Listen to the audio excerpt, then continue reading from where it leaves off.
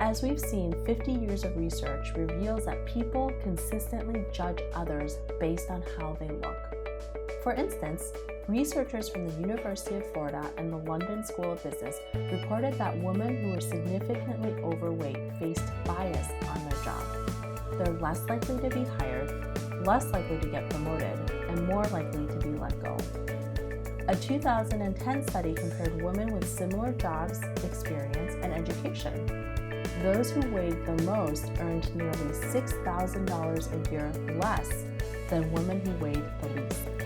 For these and other reasons, many women after pregnancy want to get back to their figures, but find it to be a real challenge.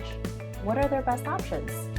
Highly respected, board-certified plastic surgeon Dr. Richard Zienowicz is going to talk about the mommy makeover and some ways to achieve the best results. What is a mommy makeover? It's really addressing whatever part bothers you. So if it happens to be the breasts, then it might involve a breast augmentation or a breast lift with an augmentation, or just a breast lift. The right time for a mommy makeover is very variable.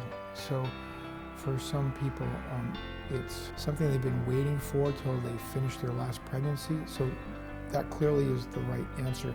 Wait until you're done having children, because if you think about it, you don't want to have to put your tissues again through the entire process one more time of being distended. So that's what I advise in most cases.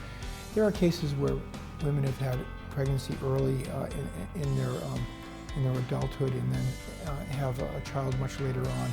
That's a different story altogether, but generally we wait until after your last pregnancy. Oftentimes it involves the tummy, so that's an abdominoplasty or tummy tuck, and that involves removing the extra skin and fat from the lower part of the abdomen. And then oftentimes it's just removing leftover fat that is present in places that you don't really care for.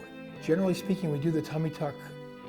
It's an operation that takes 1.5 to 3 hours, depending on the level of severity. And almost invariably, unless there are extenuating circumstances, the patient goes home the same day, literally a few hours after surgery. So what's the benefit of that? Benefit is, number one, you're not having to go to a hospital. You're not having to be exposed to the things that are in a hospital. And more importantly, you're walking the first day and getting everything moving, which is really helpful for your healing.